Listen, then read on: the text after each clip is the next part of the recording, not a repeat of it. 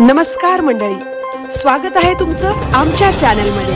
आवाज महामुंबईचा, शोध बातमीचा, कौल मनाचा।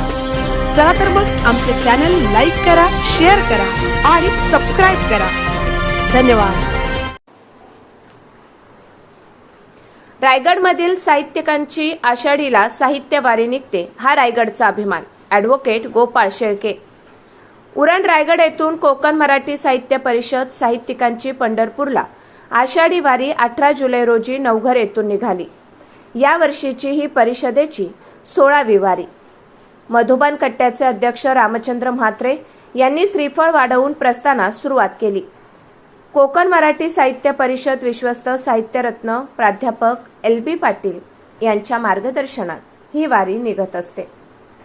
शाखेचे अध्यक्ष मच्छिंद्र म्हात्रे, बाल विभाग प्रमुख संजीव पाटील, जिल्हा सचिव संजय होळकर, श्री सौ रामसुनील म्हात्रे, नाटककार श्री सौ किशोर पाटील, कवी श्री सौ नरेश पाटील, श्री सौ महेंद्र गावंड, श्री सौ किशोर म्हात्रे, नाटककार श्री सौ भारत पाटील, श्री सौ संजय पाटील, जानवी गंधार, अर्चना विनय, सरिता सुनील, उज्ज्वला देवीदास या 28 बंधू भगिनींनी विठुरायाच्या गजरात दिंडीची सुरुवात केली।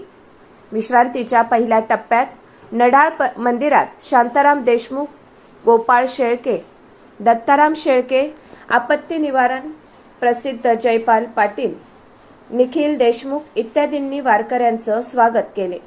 रात्री 11 वाजता पंढरीत प्राध्यापक LB पाटील यांच्या अध्यक्षतेखाली कवी संमेलन घेण्यात आले। आवाज महामुंबईचा चॅनेलसाठी मिलिंद खारपाटील, पंढरपूर।